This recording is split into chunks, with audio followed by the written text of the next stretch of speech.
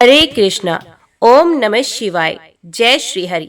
आज के वीडियो में आप सुनेंगे फाल्गुन मास महात्म्य के अध्याय 24 की कथा।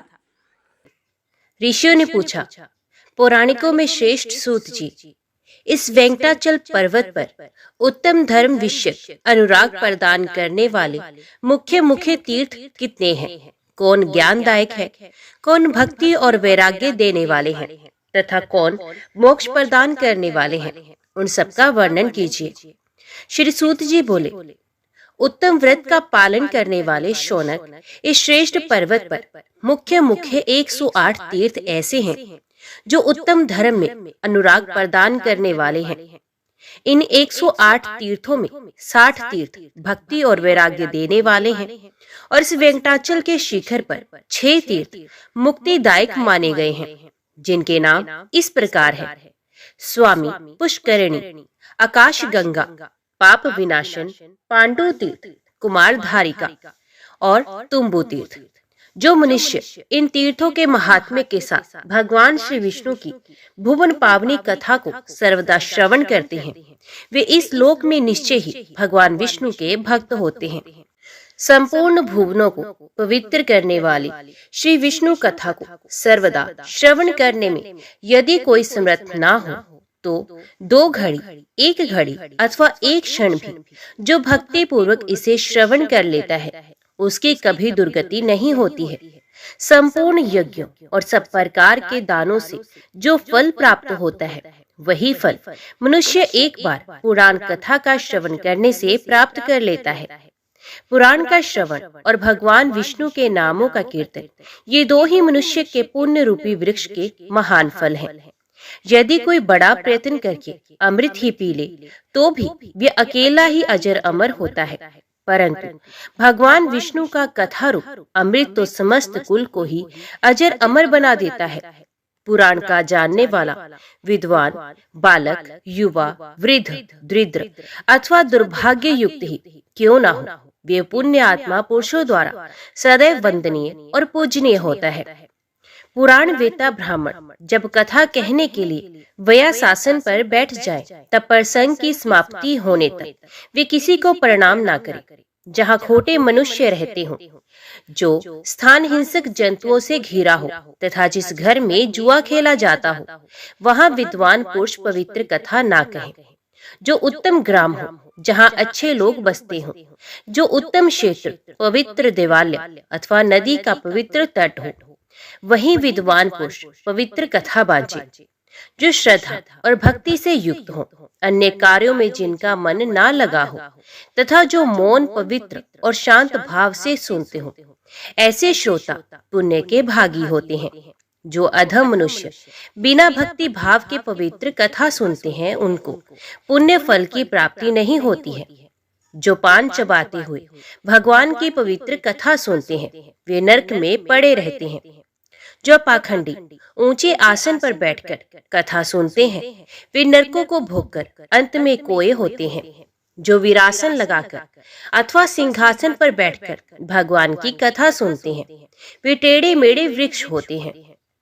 जो प्रणाम न करके कथा सुनते हैं, वे विष वृक्ष होते हैं। और जो स्वस्थ होकर भी सोकर कथा सुनते हैं, वे अजगर होते हैं। जो वक्ता के समान आसन पर बैठकर कथा सुनता है, वे पाप का भागी होकर नरक में पड़ता है। जो पुराण के ज्ञाता, विद्वान की तथा सब पापों का नाश करने वाली उत्तम कथा की निंदा करता है, वे कुत्ते होते हैं। जब कथा बांची जाती हो, उस समय जो दुष्ट, दुष्टतापूर्ण उत्तर प्रत्युत्तर करते हैं, वे गधे होते हैं तथा उसके बाद गिरगिट की योनि में जन्म लेते हैं। जो कथा होते समय उसमें विघ्न डालते हैं, वे करोड़ों वर्षों तक नरक भोगकर अंत में ग्राम सूकर होते हैं।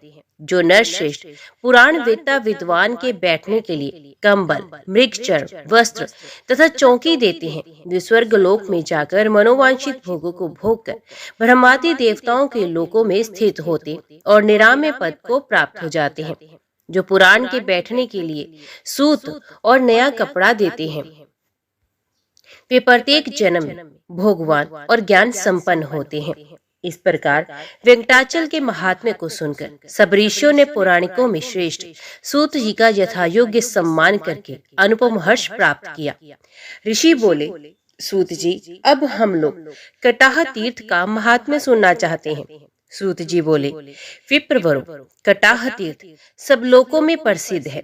वे सब प्रकार की संपत्तियों को देने वाला, शुद्ध तथा सब पापों का नाश करने वाला है। उससे दुस्वप्नों का नाश हो जाता है। वे महापातकों का नाश करने वाला, बड़े बड़े विघ्नों का निवारण करने वाला तथा मनुष्यों को परम शांति देने वाला है। कटाह तीर्थ स्मरण करने मात्र से सब पापों का संहार कर देता है। अतः केशवाय नमः, नारायण नमः, माधवाय नमः इन नामों से पृथक पृथक उस तीर्थ के जल का आचमन करें, अथवा तीनों नामों से एक ही बार उस तीर्थ के कल्याणप्रद जल का पान करें, अथवा भगवान वेंकटेश्वर के अष्टाक्षर मंत्र से भोग मोक्ष प्रदान करने वाले उक्त तीर्थ का जल पिएं। पहले ये प्रार्थना करें कि हे तीर्थवर, जन्मांतर में किए हुए मेरे महापाप का शीघ्र नाश करो। उसके बाद मोक्ष मार्ग के एकमात्र साधन कटाह तीर्थ के जल का नित्य पान करें। स्वामी पुष्करणी तीर्थ का स्नान, वराह स्वामी का दर्शन और कटाह तीर्थ के जल का पान, ये तीन बातें त्रिलोकी में दुर्लभ है। कटाह तीर्थ का यत्न पूर्वक सेवन करना चाहिए, क्योंकि उस तीर्थ का परम उत्तम जल पीकर पापी भी कृतार्थ हो जाते हैं। ब्राह्मणों, कटाह तीर्थ का महात्म्य मैंने जैसा सुना था उसी प्रकार तुम्हें बताया है। अब मैं एक दिव्य पाप नाशक कथा सुनाता हूँ। तुम सब लोग सावधान होकर सुनो। द्वापर की बात है। कुंती के पुत्र पांचों पांडव परम बुद्धिमान राजा द्रुपद से उनकी पुत्री याज्ञसेनी पाकर धृतराष्ट्र की आज्ञा से हस्तिनापुर में गए। वहां पितामह भीष्म तथा अंबिका नंदन धृतराष्ट्र के द्वारा सम्मानित होकर उन्होंने दुर्योधन आदि के साथ 5 वर्षों तक निवास किया। तदंतर भीष्म आदि के समझाने से महायशस्वी धृतराष्ट्र ने अपने कुल के सभी बड़े बूढ़ों के सामने और भगवान श्री कृष्ण के आगे पांडवों की सेवा से प्रसन्न हो उन्हें आधे राज्य के साथ खांडवप्रस्थ वर्तमान दिल्ली नामक नगर प्रदान किया। तब धृतराष्ट्र आदि कौरवों की अनुमति ले सब पांडव श्री कृष्ण के साथ खांडवप्रस्थ में चले गए। वहां विश्वकर्मा से सुरक्षित इंद्रप्रस्थ नामक पूर्व में रहते हुए भाइयों सहित युधिष्ठिर ने पृथ्वी का पालन किया। भगवान श्री कृष्ण के द्वारका चले जाने पर धर्म के जानने वाले कुंती पुत्रों ने नारद जी के उपदेश से द्रौपदी के विषय में ये प्रतिज्ञा की कि द्रौपदी क्रमश एक वर्ष एक पांडव के घर में निवास करेंगी। इस निर्णय के बाद जो दूसरे भाई के घर में रहती हुई पांचाल राजकुमारी द्रौपदी को देख लेगा, उसे 1 वर्ष तक तीर्थ सेवन करना पड़ेगा। इस प्रकार प्रतिज्ञा करके वे पांडव आलस्य छोड़कर सामान्य लौकिक व्यापारों में संलग्न हो समय व्यतीत करने लगे। तदंतर एक दिन उसी जनपद के निवासी ब्राह्मण ने राजा के आंगन में खड़े होकर कई बार पुकार लगाई, महाराज, चोरों ने मेरी गाय चुरा ली। उसकी आवाज सुनकर अर्जुन वहां आए और ब्राह्मण को सांत्वना देकर अपने अस्त्र शस्त्र लाने के लिए शीघ्रता पूर्वक शस्त्रागार को गए। वहां उन्होंने द्रौपदी और राजा युधिष्ठिर को एक जगह बैठे देखा। इस विषय में की हुई प्रतिज्ञा को जानते हुए भी उन्होंने वहां से धनुष और बाण ले लिए और युद्ध में लुटेरों को मारकर ब्राह्मण की गाय लौटा लाए। फिर उसे ले जाकर ब्राह्मण को आदर पूर्वक समर्पित कर दिया। तत्पश्चात अर्जुन ने धर्मनंदन युधिष्ठिर को सूचित किया कि मेरे द्वारा प्रतिज्ञा का उल्लंघन हुआ है, इसलिए मुझे तीर्थ यात्रा करनी चाहिए। अपने छोटे भाई की बात सुनकर सब धर्मज्ञों में श्रेष्ठ धर्मनंदन युधिष्ठिर ने आदर पूर्वक कहा, सुव्रत, तुमने ब्राह्मण और गाय के लिए ऐसा किया है। प्रजा की रक्षा करना राजा का कर्तव्य है। यदि उसके द्वारा चोरों की उपेक्षा हो जाए तो उसे ब्रह्म हत्या का पाप लगता है और चोरों को दंड देने पर वे पुण्य का भागी होता है। तुमने राजा और प्रजा दोनों के लिए जो हितकर कार्य किए हैं वही किया है, इसलिए तुम्हारा दोष नहीं है। धर्मराज का ये वचन सुनकर सदा धर्म में तत्पर रहने वाले अर्जुन ने हाथ जोड़कर कहा, भूपाल, आप ऐसी बात ना कहें। आप धर्म के सर्वस्व को जानते हैं, धर्म के साक्षात स्वरूप हैं तथा कर्तव्य और अकर्तव्य के ज्ञाता हैं। समर्थ पुरुष को अपनी की हुई प्रतिज्ञा का कभी उल्लंघन नहीं करना चाहिए। आर्य, यदि मुझ पर दया करके मुझे तीर्थों में जाने से रोक देंगे तो संसार के मनुष्य यदि मुझे हत प्रतिज्ञ कहने लगे तो उन्हें कौन रोक सकता है। मेरा मन भी तीर्थ यात्रा की उत्कंठा से उतावला हो रहा है। राजन, नारद जी ने जो अनुशासन किया है वे हमारे लिए सर्वथा कर्तव्य है। अतः महाराज, तीर्थ यात्रा के लिए मैंने जो ये उद्योग किया है इससे आपको प्रसन्न होना चाहिए। स्वामी को सेवकों की प्रतिज्ञा का उनके द्वारा निर्वाह करवाना चाहिए। तब भाइयों की सलाह ले बहुत अच्छा कहकर युधिष्ठिर ने अर्जुन को अनुरोध स्वीकार किया। अर्जुन ने प्रणाम और विनय आदि के द्वारा अपने बड़े भाई को संतुष्ट किया। फिर यथा योग्य भीमसेन आदि बंधुओं से भी विदा ली। ब्राह्मणों से स्वचित वाचन कराकर अर्जुन ने वहां से यात्रा की। राजकुमार, अर्जुन ने पहले गंगा नदी के तट पर पहुंचकर उसी के किनारे किनारे निकटवर्ती मार्ग से जाते हुए हरिद्वार, प्रयाग और काशी आदि तीर्थों का सेवन किया और अन्य तीर्थों का दर्शन करते हुए वे ऊंची ऊंची तरंगों से लहराते हुए दक्षिण समुद्र तक जा पहुंचे।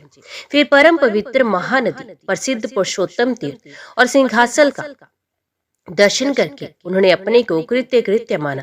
तत्पश्चात अर्जुन ने समस्त पातक समूह का विनाश करने के कारण अतिशय गौरव को प्राप्त हुई पुण्य में गोदावरी नदी का दर्शन किया। उसके जल से विधि पूर्वक स्नान करके वे मलाह नदी के तट पर गए। उसके दर्शन से उन्हें प्रसन्नता हुई। उसके बाद वे सरिताओं में श्रेष्ठ कृष्ण वेणी नदी के समीप जा पहुंचे और भगवान शंकर के निवास स्थान श्री पर्वत का दर्शन किया। फिर पिनाकिनी नदी को पार करके देवताओं और ऋषियों द्वारा सेवित वेंकटाचल पर्वत का दर्शन किया, जो भगवान नारायण का प्रिय निवास है। उस पर्वत के शिखर पर स्थित संपूर्ण लोकों के एकमात्र स्वामी सुप्रसिद्ध भगवान श्री हरि का अर्जुन ने कल्याण की सिद्धि के लिए भक्ति पूर्वक पूजन किया। तदंतर महापर्वत वेंकटाचल के शिखर से उतरकर उन्होंने सिद्धों और मुनियों के समुदाय से सेवित स्वर्णमुखरी नाम वाली नदी का दर्शन किया, जिसे मुनिवर अगस्त्य जी यहाँ लाए थे। सूत जी कहते हैं, इस प्रकार सब तीर्थों का दर्शन करके आए हुए अर्जुन के मन में महानदी स्वर्णमुखरी ने कई गुना आनंद बढ़ा दिया। उस नदी के पूर्व तट पर अर्जुन ने एक ऊंचा पर्वत देखा, जो कालहस्ती के नाम से प्रसिद्ध है। उस महानदी में स्नान करके वे पर्वत के शिखर पर गए और वहां देव पूजित कालहस्तीश्वर नामक महादेव जी का दर्शन किया। पार्वती के साथ महादेव जी का भक्ति युक्त चित्त से पूजन करके वे कृतार्थ हो गए। तदंतर अर्जुन वहां के अभूतपूर्व पदार्थों का दर्शन करने के लिए उस पर्वत पर विचरने लगे। वह पर्वतीय शिखरों पर एकांत प्रदेश में उन्होंने शिवजी के ध्यान में तत्पर हुए अनेकानेक दिव्य योगियों का दर्शन किया। साथ ही इंद्रियों को संयम में रखने वाले अनेकों शांत मुनियों को भी देखा। उनमें कोई तो निराहार रहते थे, कोई वायु पीते थे, कोई पत्ते चबाते थे और कोई सूर्य की धूप के ही आहार पर निर्वाह करते थे। उसके बाद उस पर्वत के दक्षिण भाग में घूमते हुए उन्होंने महर्षि भारद्वाज का पवित्र आश्रम देखा, जो सब प्रकार की लक्ष्मी से सुशोभित था। कौतुक का तो वे एकमात्र स्थान था। सिंह, हाथी, व्याघ्र, चीता, रूरू, रंकू तथा अन्य मृगों से भरा हुआ था और वे सभी जीव आपस का सहज वैर भूलकर एक दूसरे का हित साधन करते थे। उस आश्रम को देखकर पांडुनंदन अर्जुन ने तपस्वियों के प्रभाव की प्रशंसा की। अनेक श्रेष्ठ ब्राह्मण उस यात्रा में अर्जुन के साथ थे। उन सभी मित्रों के साथ उन्होंने आश्रम में प्रवेश किया और अपने सामने ही अनेक मुनियों से घिरे हुए प्रज्वलित अग्नि के समान तेजस्वी भारद्वाज जी को बैठे देखा। उनके सब अंगों में भस्म लगा हुआ था और कंधे पर मृग चर्म का उत्तरीय शोभा पा रहा था। इससे वे नूतन श्याम मेघ से आच्छादित कैलाश की भांति सुशोभित हो रहे थे। स्वर्ण के समान पीले रंग की लंबी जटाओं से प्रकाशमान थे। उन्हें देखकर ऐसा जान पड़ता था मानो श्रुति स्मृति और पुराणों के अर्थों ने एकीभूत होकर मुनि का शरीर धारण कर लिया हो। वे दिव्य ज्ञान के शुभ आश्रय थे। धृति, शांति, दया, तुष्टि और शांति आदि सद्गुण नित्य उनकी सेवा में लगे रहते थे। वे अखंड ब्रह्म तेज से देदीप्यमान हो रहे थे। अर्जुन ने धीरे धीरे निकट जाकर मुनि के चरणारविंदों के आगे पृथ्वी पर गिरकर साष्टांग प्रणाम किया अपने आश्रम पर आए हुए कुंती नंदन अर्जुन को मुनि ने स्वयं उठाकर अभ्युदय का आशीर्वाद दिया। उस समय उनका चित्त हर्षोल्लास से परिपूर्ण था। यथा योग्य अर्घ्य आदि से प्रस्तुत करके मुनि ने अपने प्रिय अतिथि का सत्कार किया और एक आसन की ओर संकेत करके उन्हें उस पर बिठाया। जब वे बैठ गए तब उनसे स्वास्थ्य संबंधी कुशल प्रश्न किया। तदंतर अर्जुन भोजन करके तपोनिधि भरद्वाज मुनि के समीप ही बैठे और कथा सुनने के कौतूहल से दिन का शेष भाग वहीं व्यतीत किया। तत्पश्चात साय संध्या करके अग्नि में आहुति दे अपने साथ आए हुए ब्राह्मणों सहित वे मुनि के कुटी गृह में गए और वहां उनके आशीर्वाद से आनंदित होकर बैठे। उस समय स्वर्ण मुखरी नदी के शीतल जल को छूकर चलने वाली ठंडी वायु से अर्जुन को बड़ा हर्ष प्राप्त हो रहा था। सूत जी कहते हैं, अर्जुन ने सुख पूर्वक बैठे हुए भरद्वाज मुनि को प्रणाम करके विनय पूर्वक ये गंभीर वचन कहा, मुनिश्रेष्ठ, इस संसार में एकमात्र मैं ही धन्य हूँ जिसका आपने अपने पुत्र के समान भली भांति आदर किया है। भगवान, ये महानदी किस पर्वत से प्रकट हुई है और कौन इसे ले आया है तथा इसमें स्नान दान और आदि करने से कौन सा पुण्य प्राप्त होता है। भरद्वाज जी ने कहा, महाबाहु अर्जुन, तुम कौरव कुल को पवित्र करने वाले हो और धर्म पुत्र युधिष्ठिर के छोटे भाई हो। मैंने अनेक राजा देखे हैं परंतु वे तुम्हारे समान लीला युक्त सरलता, उदया, उदारता, धीरता और गंभीरता आदि गुणों से सुशोभित नहीं है।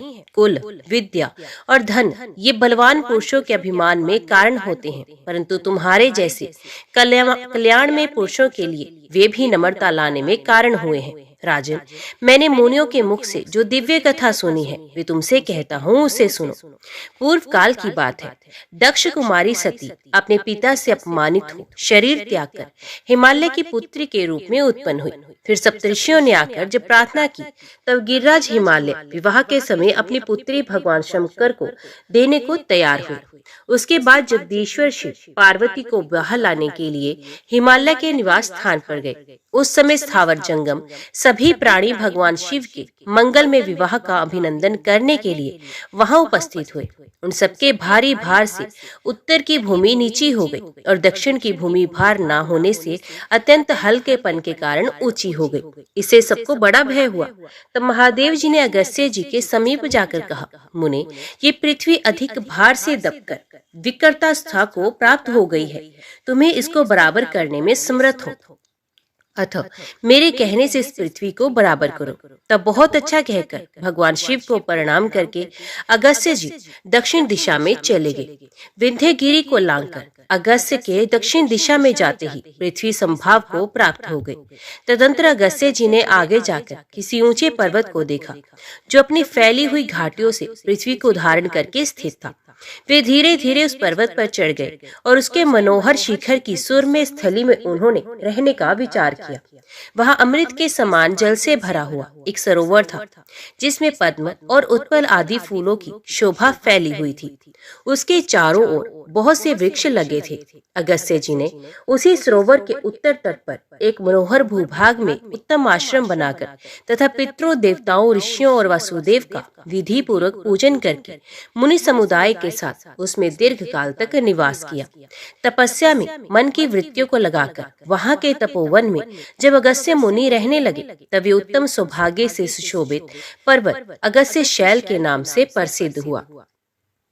भरद्वाज जी कहते हैं, एक दिन मुनिवर अगस्त्य जी पूर्वाह्न काल का नित्य नियम पूरा करके भगवान शिव की आराधना करने के लिए देव मंदिर में गए। उसी समय आकाशवाणी हुई, मुने, ये प्रदेश नदी से हीन है, अतः ज्ञान विज्ञान से रहित केवल शरीरधारी ब्राह्मण की भांति दक्षिणाहीन दीक्षा और चांदनी शून्य रात्रि के समान शोभा नहीं पाता। इसलिए तो संपूर्ण लोगों का हित करने के लिए इस भूभाग में कोई ऐसी नदी बहाओ जो अगाध पाप राशि जनित भय का निवारण करके सदैव सुशोभित रहे।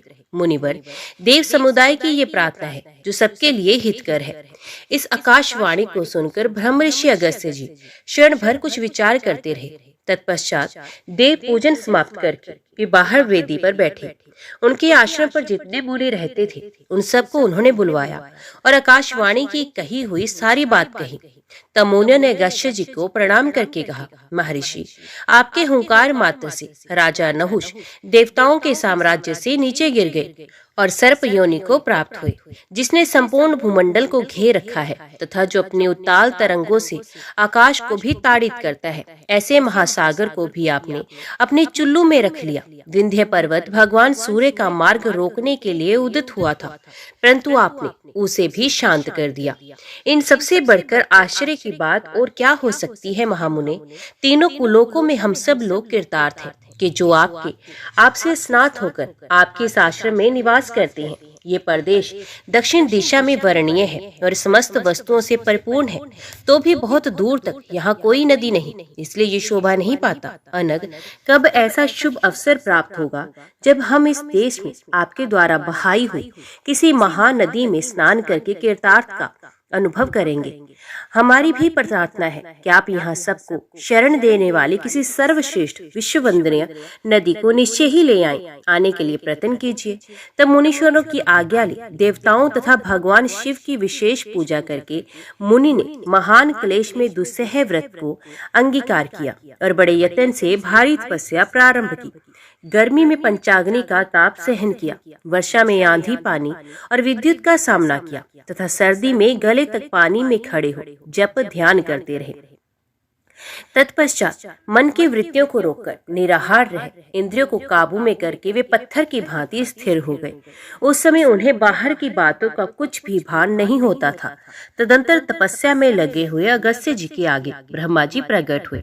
उन्होंने देखकर मुनि ने प्रणाम किया और अनेक प्रकार के स्तोत्रों द्वारा स्तुति की। तब विनयावनद अगस्त्य जी की ओर देखकर प्रसन्न वंदन हो ब्रह्मा जी ने पवित्र वाणी में कहा, उत्तम व्रत का पालन करने वाले महर्षि, तुम्हारे इस दुष्कर तप से मैं बहुत संतुष्ट हूँ। तुम्हें जो जो अभिष्ट हो मांगो, मैं उसे दूंगा।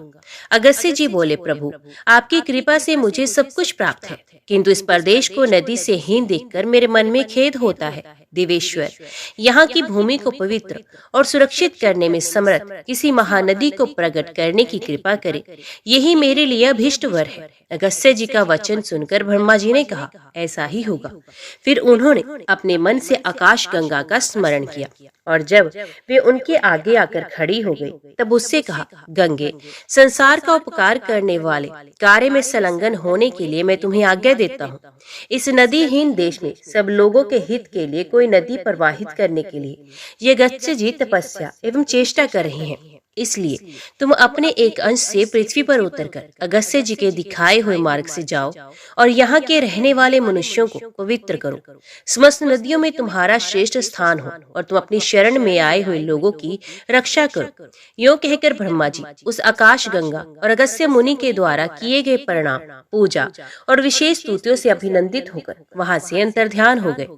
तत्पश्चात मुनीश्वर अगस्त्य के आगे अपने अंश से उत्पन्न दिव्य तेजोमय मृत्तिका दर्शन कराकर आकाशगंगा ने कहा, मुनीश्वर, ये मेरा अंश है, ये पृथ्वी पर पहुंचकर नदी रूप में परिणित हो तुम्हारा मनोरथ पूर्ण करेगा। ऐसा कहकर आकाशगंगा तो चली गई और उनके अंश से उत्पन्न हुई दिव्य मूर्ति ने पूछा, मुने, मुझे किस मार्ग से चलना होगा? तब मुनि ने कहा, कल्याणी, मैं आगे आगे चलकर तुम्हारे जाने योग्य मार्ग दिखाऊंगा, तुम मेरे पीछे पीछे आओ। तदंतर मुनिवर अगस्त्य जी अत्यंत प्रसन्नचित होकर गंगा जी को अभिष्ट मार्ग दिखलाते हुए आगे आगे चले। उस नदी को देखकर उस भूमि के निवासी मनुष्य बड़े प्रसन्न हुए। अहो, हमारे सौभाग्य से ये सुधा के समान मधुर एवं निर्मल जल प्राप्त हुआ। ऐसा कहते हुए वे अत्यंत उत्कंठित हो गए। उस समय ब्रह्मा जी की आज्ञा से सब देवताओं के सुनते हुए वायुदेव ने कहा, ये नदी लोगों के सौभाग्य से स्वर्ण की भांति प्राप्त हुई तथा महर्षि अगस्त्य के द्वारा इस पृथ्वी पर लाई जाने पर अपनी कल कल ध्वनि से संपूर्ण दिशाओं को मुखरित कर रही है। इसलिए ये स्वर्ण मुखरी के नाम से प्रसिद्ध होगी तथा मोक्ष संपत्ति प्रदान करने वाले अपने तेज से परिपूर्ण लोकों द्वारा प्रशंसित होगी। इस प्रकार ये दिव्य नदी स्नान पान आदि के व्यवस्था से सब मनुष्यों को सुख पहुंचाती हुई इस पृथ्वी पर प्रतिष्ठित हुई। जो रोगों से पीड़ित और अधिक व्याकुल मनुष्य हैं, उन सबके रोगों का निवारण करके उन्हें स्वस्थ बना देने वाला एकमात्र स्वर्ण मुखरी का जल है। अर्जुन, वे नदी कीचड़ से रहित, अत्यंत निर्मल, पाप नाशक, मंगल युक्त और अत्यंत स्वादिष्ट अमृत के समान जल धारण करती है। अगस्त्य पर्वत से इसकी उत्पत्ति हुई है तथा उत्तम तीर्थ समूहों से सुशोभित होकर ये दक्षिण समुद्र में जाकर मिली है। महर्षि अगस्त्य इस नदी का दक्षिण समुद्र से संगम कराकर इसकी स्तुति करके कृतार्थता का अनुभव करते हुए पुनः इच्छानुसार अपने आश्रम पर लौट आए। अर्जुन ने कहा, भगवान, आपने इस महानदी की उत्पत्ति का वृतांत कहा, अब मैं इसके प्रभाव को सुनना चाहता हूँ। भरद्वाज जी बोले, पांडुनंदन, 100 योजन दूर से भी इस स्वर्ण मुखरी का स्मरण करके मनुष्य सपापों से मुक्त हो जाता है। यदि स्वर्ण मुखरी के जल में देहधारियों के स्थिर डाल दी जाए तो वे उनके ब्रह्मलोक पर चढ़ने के लिए सीढ़ी बन जाती है। स्वर्ण मुखरी का स्मरण करते हुए मनुष्य जहाँ कहीं भी अन्य जलों में स्नान कर ले तो उन्हें उत्तम पद की प्राप्ति होती है। इंद्र आदि देवता स्वर्ण मुखरी नदी में स्नान करने के लिए ललचाए हुए चित्त से मनुष्य शरीर को ही प्राप्त करना चाहते हैं। यदि तोला भर भी स्वर्ण मुखरी नदी का जल पी लिया जाए तो वे देहधारियों के पर्वत समान पापों का भी शीघ्र नाश कर देता है। देवताओं में विष्णु, नक्षत्रों में चंद्रमा, मनुष्यों में राजा, वृक्षों में कल्प वृक्ष, महाभूतों में आकाश, समस्त शक्तियों में माया शक्ति, मंत्रों में गायत्री मंत्र, देवताओं के अस्त्र शस्त्रों में वज्र, तत्वों में आत्म तत्व, यजुर्वेद के मंत्रों में रुद्राष्टाध्याय, नागों में शेष नाग, पर्वतों में हिमालय, क्षेत्रों में वराह क्षेत्र तथा इंद्रियों में मन के समान संपूर्ण नदियों में स्वर्ण मुखरी नदी श्रेष्ठ है। अगस्त्य पर्वत से प्रकट हो दक्षिण समुद्र से मिलने वाली और सब पापों का नाश करने वाली तुम स्वर्ण मुखरी नदी की मैं शरण लेता हूँ। जगदम्बे, बड़े बड़े पातकों से दग्ध हुए अपने शरीर को मैं तुम्हारे जल से धोता हूँ। मुझे कल्याण से युक्त करो। इन 2 सूक्तों का भली भांति उच्चारण करके जो मनुष्य नियम पूर्वक स्वर्ण मुखरी के जल में स्नान करता है विशुद्ध होकर आनंद का भागी होता है। कुंती नंदन, चंद्र ग्रहण और सूर्य ग्रहण के समय स्वर्ण मुखरी के तट पर किया हुआ स्नान दान आदि अनंत फल की प्राप्ति कराने वाला होता है। संक्रांति, अयन तथा व्यतिपात के दिन स्वर्ण मुखरी नदी में किया हुआ स्नान मनुष्य का उद्धार कर देता है। स्वर्ण मुखरी के जल में स्नान करके मनुष्य दुस्वपन के विघ्न से तथा ग्रहों के दुष्ट स्थान से रहने से प्राप्त होने वाले पाप ताप से तर जाता है। स्वर्ण मुखरी के तट पर किया हुआ जप, होम, तप, दान, श्राद्ध और देव पूजन 100 गुना फल देने वाला होता है। अर्जुन, इस प्रकार तुमसे महानदी स्वर्ण मुखरी की उत्पत्ति और प्रभाव का भली भांति वर्णन किया गया।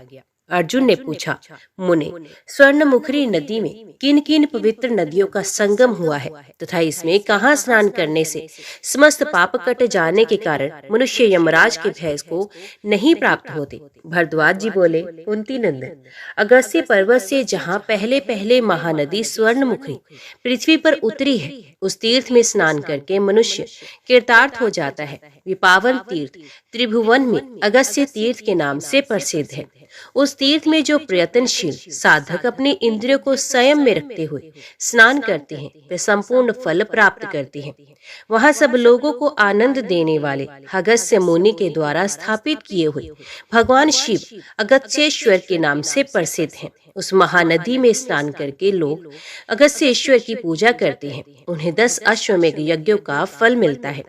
अगस्त्य तीर्थ से ईशान कोण की एक और कोस की दूरी पर 3 तीर्थ हैं जो देव तीर्थ, ऋषि तीर्थ तथा पितर तीर्थ के नाम से प्रसिद्ध हैं। वहीं पर अगस्त्य मुनि ने देवताओं, ऋषियों तथा पितरों का पूजन किया था। जो लोग स्नान करके उन तीर्थों में तर्पण करते हैं वे तीनों ऋणों से मुक्त होकर अक्षय स्वर्ग को प्राप्त होते हैं। वहां से पूर्व उत्तर की ओर 2 योजन की सीमा में वेणा नाम वाली महानदी स्वर्ण मुखरी में मिली हुई है। इन दोनों नदियों के संगम में विधि पूर्वक स्नान करने वाले मनुष्य 10 अश्वमेघ यज्ञों का फल प्राप्त करते हैं। वेणा से मिलकर परम पवित्र स्वर्णमुखी नदी पर्वतों के दुर्गम मार्ग से उत्तर वाहिनी होकर गई है। फिर पर्वतों के बीच से होकर विश्व मार्ग से आगे बढ़ती हुई 4 योजन दूर जाकर प्रकाश में आई है। वहां से पूर्व 1.5 योजन की दूरी पर उद्कल नामक मनोहर स्थान है। वे यहाँ महानदी पूर्व वाहिनी हो गई है। वही भगवान शंकर का अगस्त्येश्वर नाम से प्रसिद्ध एक और शिवलिंग है, जो स्मरण मात्र से मनुष्यों के समस्त पापों का निवारण करता है।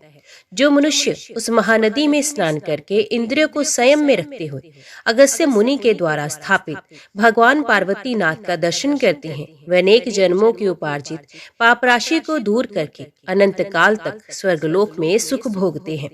वहां से तीर्थ समुदाय से सुशोभित स्वर्णमुखी नदी पुनः आधे योजन तक उत्तर की ओर गई है।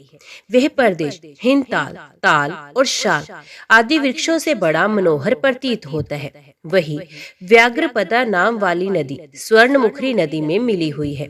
उन दोनों नदियों के संगम में स्नान करने वाले श्रेष्ठ मनुष्य 10 अश्वमेघ यज्ञों का पूर्ण फल प्राप्त करते हैं।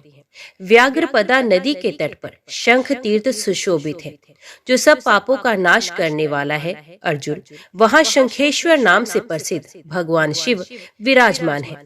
जो उस तीर्थ में भली भांति स्नान करके भगवान शंकर का दर्शन करते हैं, वे 10 अश्वमेध यज्ञों का फल प्राप्त करके देवलोक में जाते हैं। व्याघ्रपद संगम से 1 योजन भूमि आगे जाकर शुभ एवं निर्मल जल बहाने वाली मुनिंद्र सेवित स्वर्णमुखी नदी वृषभाचल के समीप पहुंची है। वहां मंगलदायिनी कलया नाम वाली पवित्र नदी स्वर्णमुखी में आकर मिली है। वे वृषभाचल से प्रकट हुई है। तीर्थराज से उसकी शोभा और बढ़ गई है। नदियों में उत्तम कलया नदी पाप समूह का नाश करने वाली है। उन दोनों नदियों के संगम की महिमा बतलाने में कौन समर्थ है। जहाँ नदी के बीच में ब्रह्मशिला विराजमान है और अगस्त्य जी की तपस्या के प्रभाव से जहाँ गया तीर्थ का वास है। उन दोनों नदियों के पवित्र संगम में स्नान करने वाले मनुष्य 100 पुंडरिक यज्ञों का फल प्राप्त करते हैं और उनके ब्रह्मत्या आदि समस्त पाप नष्ट हो जाते हैं। तदंतर महानदी स्वर्णमुखी के उत्तर भाग में आधे योजन दूर सुप्रसिद्ध वेंकटाचल पर्वत विराजमान है, जिसकी ऊंचाई 1 योजन की है। भगवान मधुसूदन ने पहले वराह शरीर से इस पर्वत को अपने रहने के लिए स्वीकार किया था, इसलिए श्रेष्ठ पुरुषों ने इसे वराह क्षेत्र कहा है। वेंकटाचल पर भगवान विष्णु श्री लक्ष्मी जी के साथ सदैव निवास करते हैं। जो लोग वेंकटाचल निवासी जगदीश्वर विष्णु का स्मरण करते हैं, वे सब दोषों से रहित हो सनातन अविनाशी पद को प्राप्त होते हैं। अर्जुन ने पूछा, महामुनि, लक्ष्मीपति भगवान विष्णु परम पवित्र वेंकटाचल पर कैसे प्रकट हुए? किस पुण्य आत्मा पर प्रसन्न होकर उन्होंने भोग और मोक्ष प्रदान करने वाले अपने अद्भुत रूप को प्रकाशित किया है? भरद्वाज जी बोले, कुंती नंदन, पूर्व काल में भागीरथी के तट पर यज्ञ दीक्षा परायण तथा विशुद्ध ज्ञान से विभूषित महात्मा राजा जनक से वामदेव जी ने जो पापनाशक कथा कही थी, वे भगवान विष्णु के कीर्तन से युक्त होने के कारण सबको पवित्र करने वाली है। वही कथा अब मैं तुम्हें सुनाऊंगा। भगवान नारायण ही समस्त प्राणियों के आदिकरण है। संपूर्ण विश्व उन्हीं का रूप है।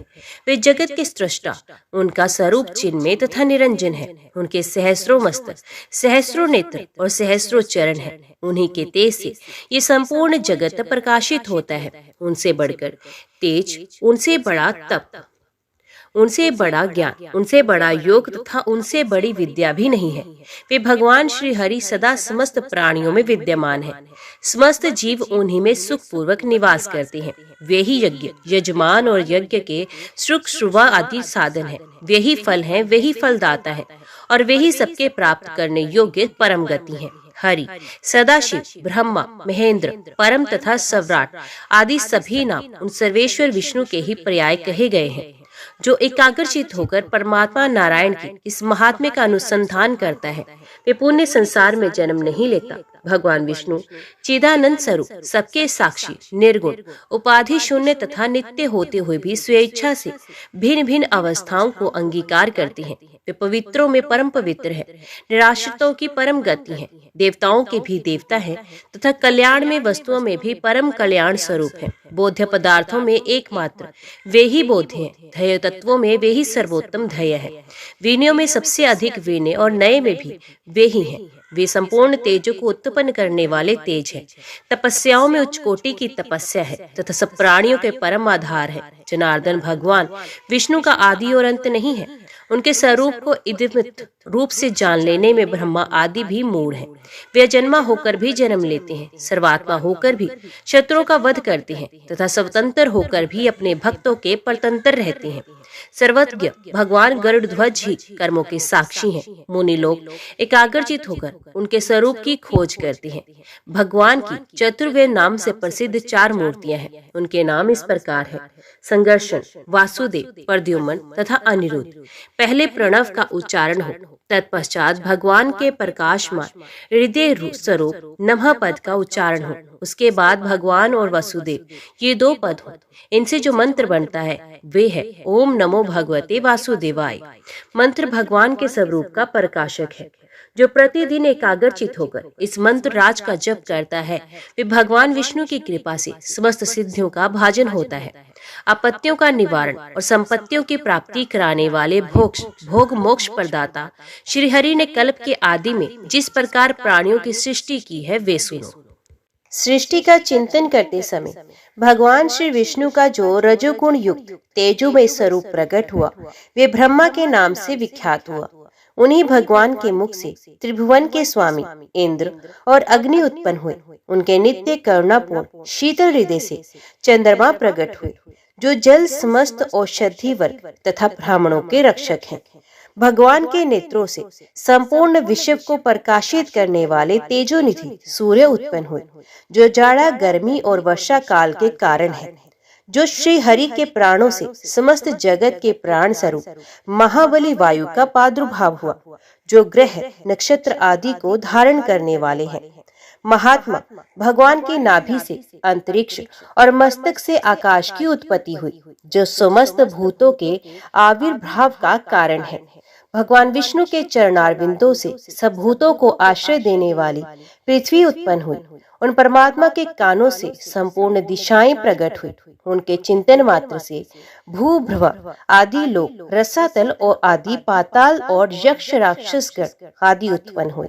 भगवान ने अपने मुख, बाहु, उरु और चरणों से क्रमश ब्राह्मण, क्षत्रिय, वैश्य तथा शूद्र आदि को जन्म दिया।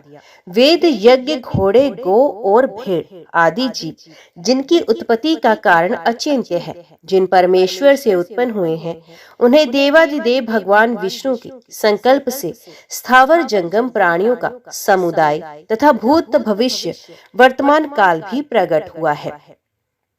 वे ही बड़वानर का रूप धारण करके समुद्रों का जल पीते हैं।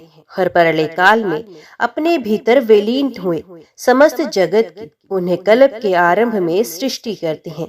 सूर्य और चंद्रमा का रूप धारण करके वे ही अंधकार का नाश करते हैं और सबको काल के अनुसार धर्म में लगाते हैं। इस प्रकार वे सब जीवों की जीवन वृत्ति चलाते हैं। फिर कल्पांत के समय समस्त संसार को अपने उदर में रखकर लीला से शिशु की आकृति धारण किए एक कार्णव के जल में वट के पत्र पर शयन करते हैं।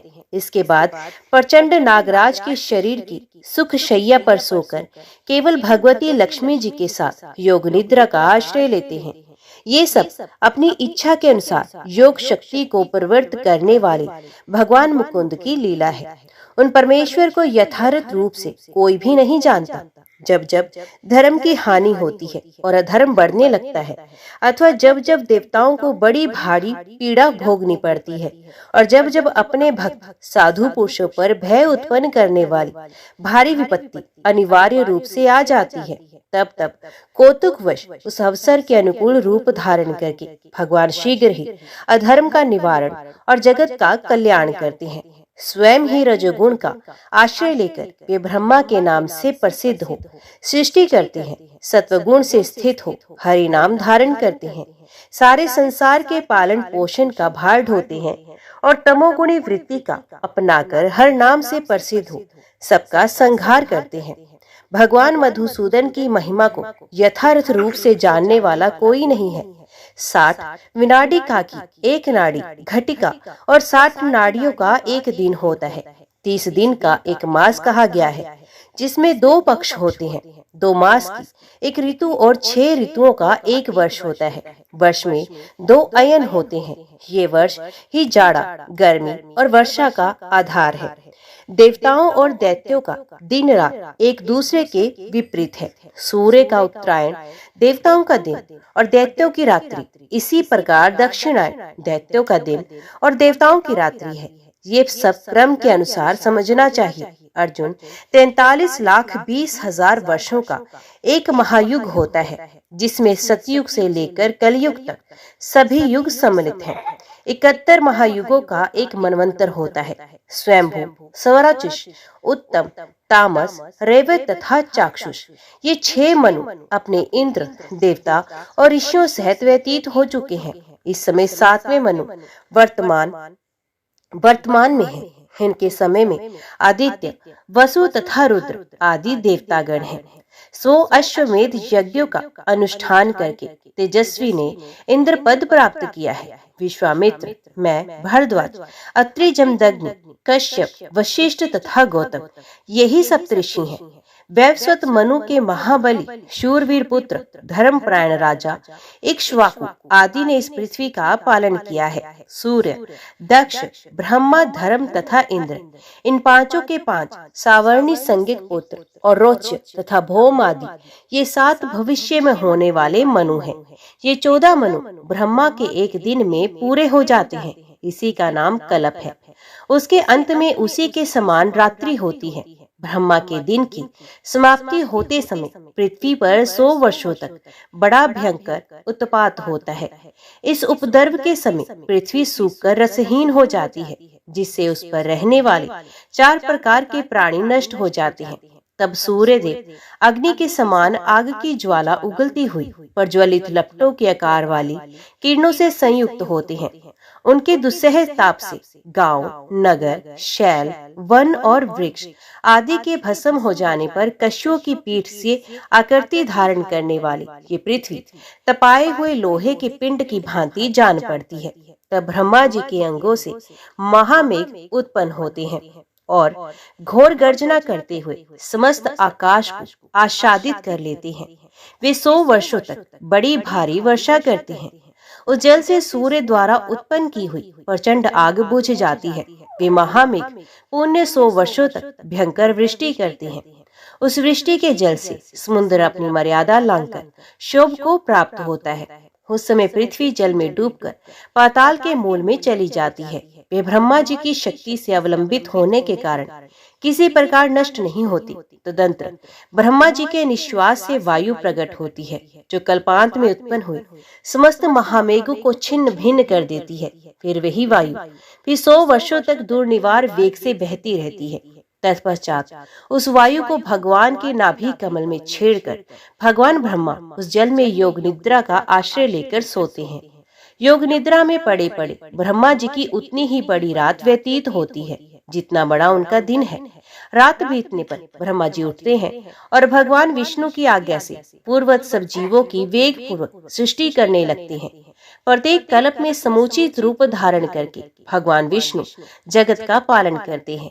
इस कल्प में उन्होंने श्वेत वर्ण के यज्ञ वराह का रूप धारण किया और उसी वराह शरीर से भूतल पर विहार करते हुए उन्होंने अपने पूर्व कल्पों के निश्चित निवास स्थान वेंकटाचल पर्वत पर पदार्पण किया। स्वामी पुष्करणी के तट पर चिरकाल तक विचरण करते हुए वराह जी ने कमल के आसन पर विराजमान भक्ति युक्त ब्रह्मा जी को देखा। ब्रह्मा जी ने भक्ति भावन भगवान की पूजा करके प्रार्थना की, प्रभु अपने पुरातन दिव्य स्वरूप को धारण कीजिए। ब्रह्मा जी की ये विनय सुनकर भगवान ने वराह की आकृति त्याग दी और अन्य भाव से भजन करने योग्य विषमय रूप को ग्रहण कर लिया। ओम नमः शिवाय। हर हर महादेव।